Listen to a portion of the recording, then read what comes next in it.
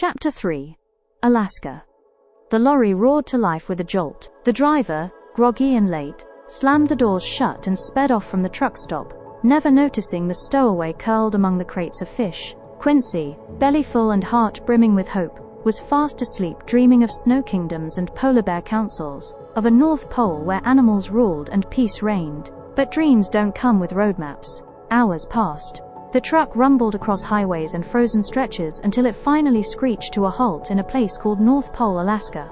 The driver, still half asleep, swung open the back doors and screamed, "A-A-A-R-R!" Upon realizing amidst a sea of shredded packaging and half-eaten fish, stood a wide-eyed grizzly cub, blinking in the daylight. The driver fainted on the spot. Quincy didn't wait. He leapt from the truck and bolted into the streets, his heart pounding with excitement. This is it, he thought. The North Pole. The place of hope.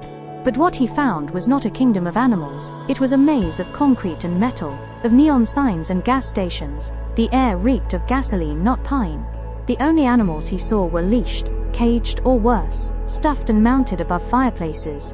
His joy curdled into confusion. "Where are the animals?" he roared, his voice echoing through the streets. "Where is the North Pole?" People screamed. Cars swerved. Phones were raised. Sirens wailed. The Alaskan police were on him in minutes. "Dangerous animal on the loose," the radios crackled. "Approach with caution." Quincy ran, dodging tranquilizer darts that whizzed past like angry bees. He barreled through alleyways, leapt over fences, his paws aching, lungs burning. But he was just a cub. And the city was closing in. Cornered in a parking lot, he turned to face his pursuers. He rose on his hind legs, let out a mighty roar as his last stand. But the guns were raised. Fingers tightened on triggers. Then heard, "Stop!"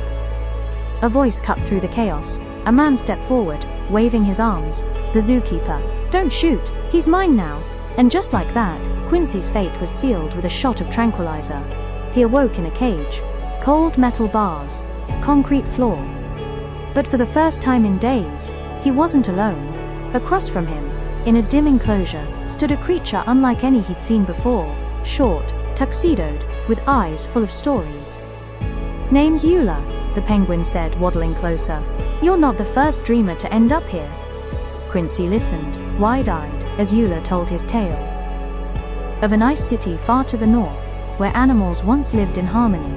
Of a young penguin who dared to chase the world beyond the Arctic Sea. Of how wonder turned to captivity. "We thought we were chasing freedom," Eula said softly, "but we ran into cages." Quincy's heart sank.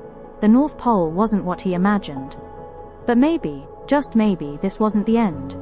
Maybe it was the beginning of something else. A new kind of hope. One that would take more than dreams to reach. It would take courage, friendship, and a plan.